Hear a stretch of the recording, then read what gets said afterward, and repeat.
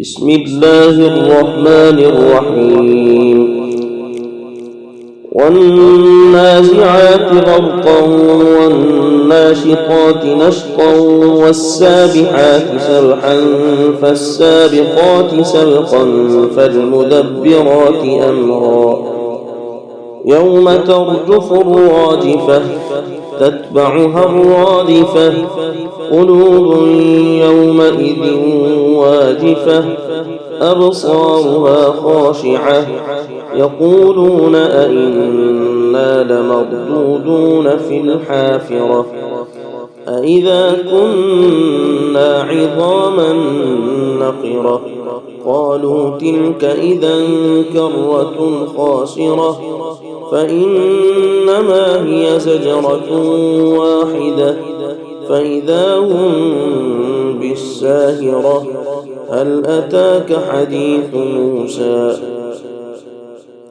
إذ ناداه ربه بالوادي المقدس طوى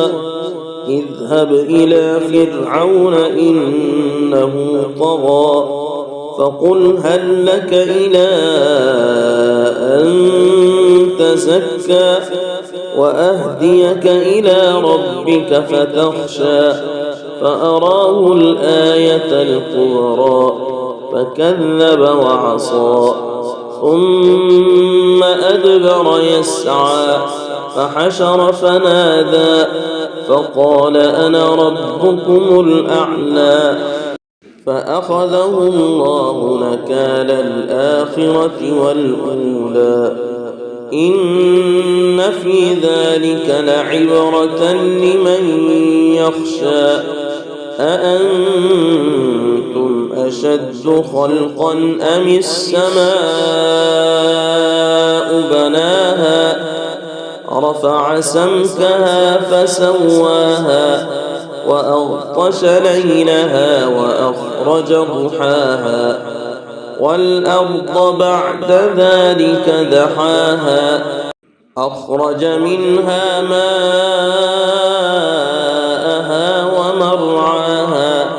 والجبال أرساها متاعا لكم ولأنعامكم فإذا جاءت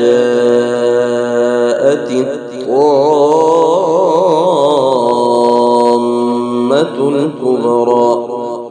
يوم يتذكر الإنسان ما سعى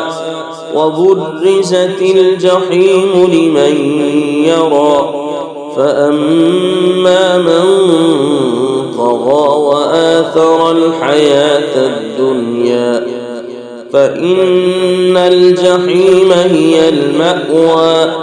وأما من خاف مقام ربه ونهى النفس عن الهوى فإن الجنة هي المأوى يسألونك عن الساعة أيان مرساها فيم أنت من ذكراها إلى ربك منتهاها إنما أنت منذر من يخشاها كأنهم يوم يرونها لم يلبثوا